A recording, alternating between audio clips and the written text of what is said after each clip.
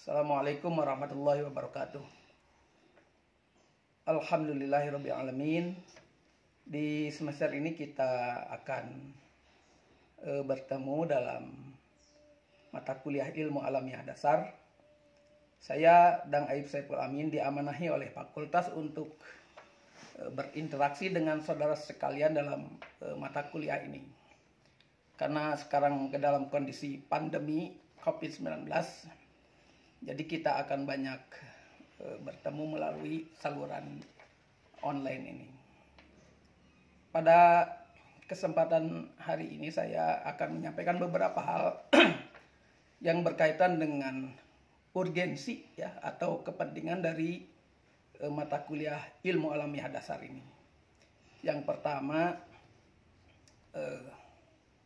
fenomena kehidupan di sekitar kita. Jadi kita kan tidak bisa melepaskan diri dari alam sekitar dan kejadiannya.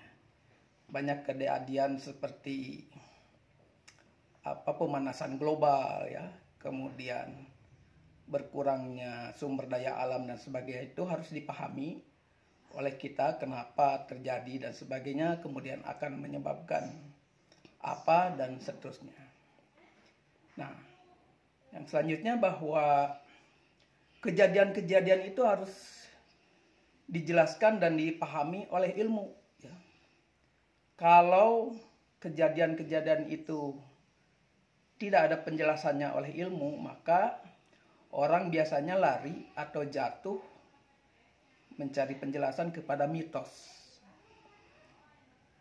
Nah, yang selanjutnya, yang ketiga, kenapa ada mata kuliah ini? Ada ayat-ayat Al-Quran yang mendahului peristiwa sains yang terjadi ya. Misalkan ada, saya ambil contoh saja, seorang penulis ya, seorang ilmuwan namanya Maurice Bucaille ya. Beliau menulis buku Bible, Quran dan Sains Modern. Ini aslinya di bahasa Perancis nih. Le Bible, le Quran et l'Ancien. Gak tahu dah, pokoknya kalau bahasa Perancis itu harus ngirung kata orang Sunda ya. Nah, Pak Maurice Bucaille ini seorang ahli ahli bedah ya, bedah klinik di Perancis. Suatu waktu beliau diajak oleh pemerintahnya atau diperintahkan oleh pemerintah Perancis yang waktu itu bekerja sama dengan pemerintah Mesir untuk meneliti salah satu jasad Fir'aun. Jelasnya itu adalah Fir'aun Merneptah atau Pharaoh ya. Nah, dari hasil penelitian itu, waktu itu kebetulan dia diasisteni oleh orang Mesir, dokter dari Mesir. Nah, kemudian singkat cerita didapatlah kesimpulan bahwa si Fir'aun yang diteliti itu meninggalnya itu di dalam laut. Ya. Yang kedua, buktinya apa? Karena di dalam tubuhnya itu banyak terdapat bekas garam. Yang kedua, kemungkinan matinya itu karena benturan benda-benda keras yang terkena di tubuhnya, terutama di kepalanya. Nah, maka si Pak Maurice Bucaille ini dengan gembira mau mengumumkan kepada dunia tentang penemuannya ini. Nah, sebelum beliau mengumumkan itu, ternyata dicolek tuh oleh asistennya yang orang Mesir itu. Jangan terlalu gembira dulu, Pak, sebab kami sudah tahu hal ini sejak lama, sejak ratusan tahun yang lalu.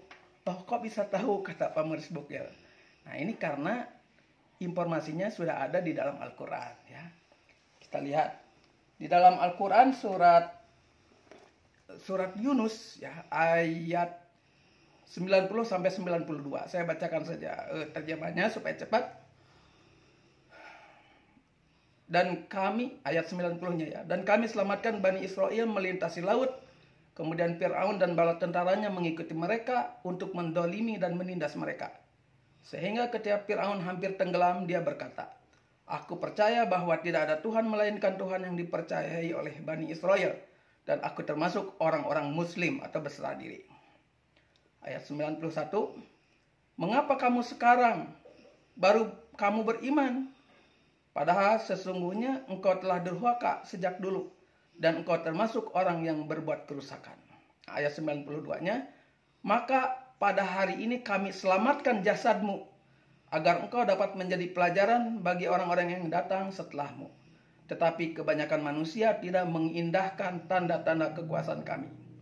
Nah, berdasarkan ayat 92 ini, jadi jasad Fir'aun yang tenggelam di laut ketika mengejar Bani Israel itu diselamatkan oleh Allah.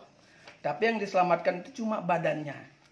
Nah, dan ternyata dia dijadikan sebagai mumi.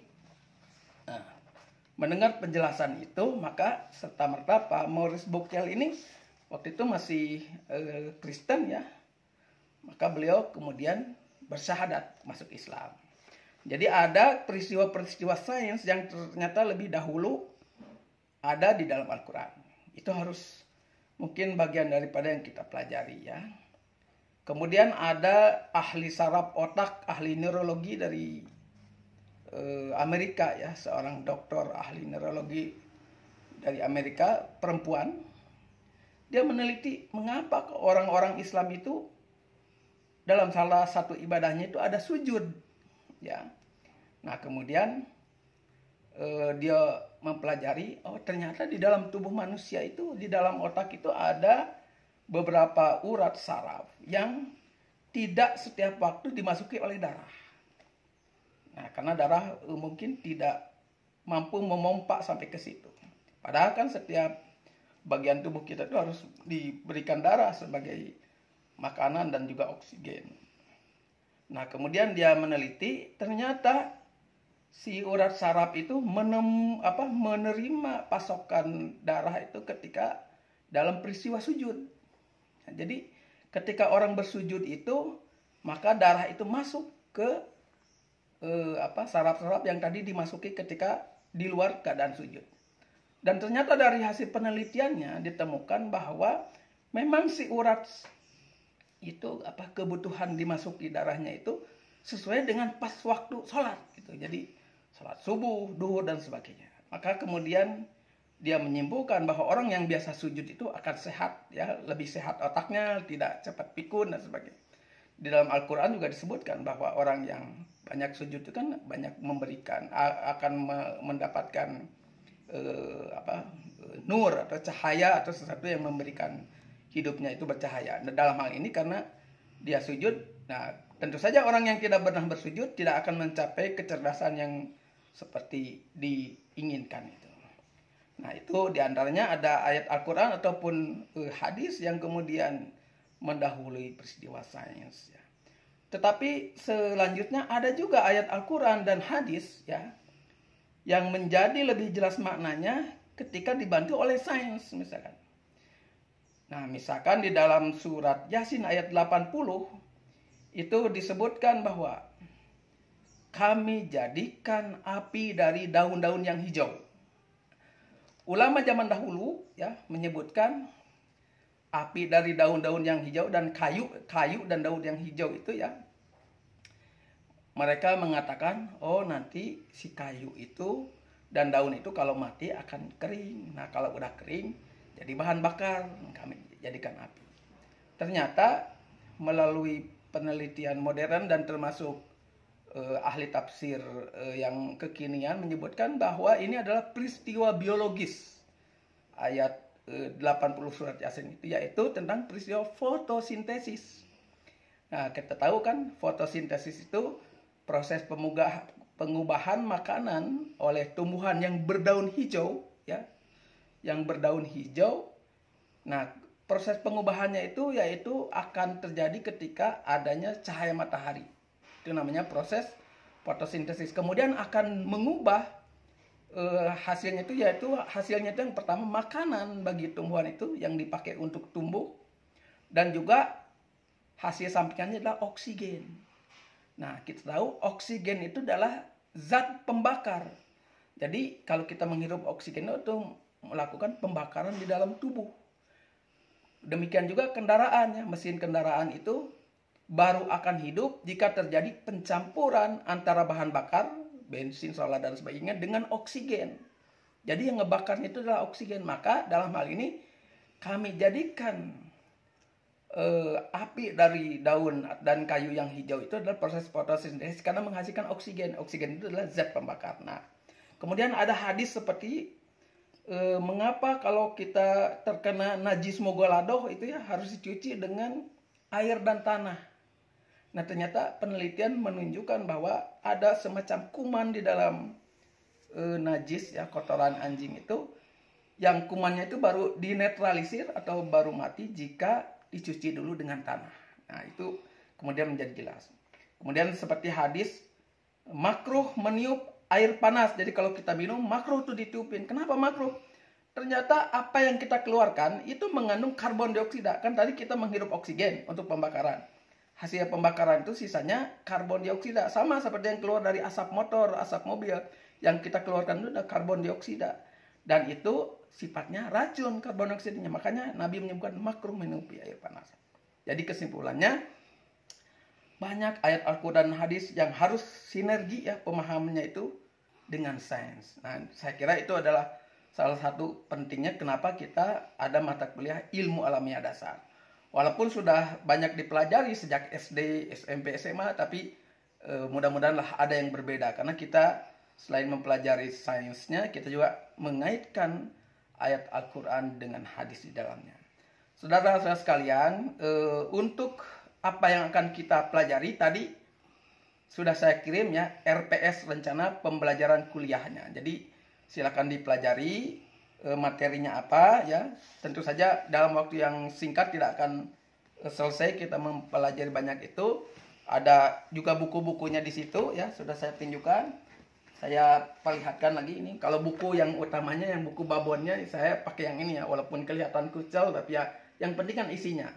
Don't look the cover. Ya, jangan lihat covernya, tapi lihat isinya. Ini buku ilmu alamiah dasar, modul untuk Universitas Terbuka. Ya, silakan bisa dicari-cari. Ada yang secondnya juga ya, cari di Palasari. Nah, kalau ada yang mau lebih baru lagi, misalkan ada cari ini buku ilmu alamiah dasar dari penerbit Raja Wali Press ya. Ada juga ilmu yang ini nih IAD, ISD, IBD, ini banyak di DPR ya, di bawah pohon rindang di sekitaran kampus nih. Kemudian ada buku-buku yang untuk lanjutan lebih mempelajari lagi, yaitu buku-buku dari Harun Yahya seperti ini, Keajaiban Al-Quran. Jadi banyak ayat-ayat Al-Quran yang kemudian dijelaskan ya tadi selaras dengan sains. Anda bisa cari buku ini. Kemudian di dalam ilmu biologi itu banyak sebutkan manusia dan sebagainya itu hasil evolusi. Ada buku juga dari Harun Yahya, Keruntuhan Teori Evolusi. Nah, saudara sekalian, itu beberapa hal yang mungkin dapat kita pelajari di semester ini. Walaupun mungkin tidak maksimal seperti pertemuan di kelas karena kondisinya seperti sekarang. Yang terakhir, saya ingin sampaikan ada beberapa syarat untuk kelulusan mata kuliah ya. Yang pertama, Anda hadir kuliah itu minimal 75%. Nanti akan kita tentukan kehadirannya, apakah Anda dengan membuat catatan kecil setiap pertemuan dan sebagainya. Kemudian Anda mengikuti atau membuat tugas yang ditentukan ya, ada tugas mandiri, tugas terstruktur. Kemudian tentu saja mengikuti UTS ya, ujian tengah semester dan ujian akhir semester. Nah, nanti perkuliahan kita sebagaimana kampus mengharuskan melalui INOS ya. Tetapi sementara ini apalagi semester baru belum banyak yang KRS-nya belum selesai, jadi INOS-nya belum siap dan kita juga harus mempelajari dulu bagaimana mekanisme penggunaannya. Kita akan bercampur ya dengan penggunaan WhatsApp group. Nah, demikian saudara sekalian, mudah-mudahan kita mendapatkan ilmu yang bermanfaat di semester ini dan kita diberikan kesehatan sampai kita selesai. Billahi taufiq wal hidayah. Assalamualaikum warahmatullahi wabarakatuh.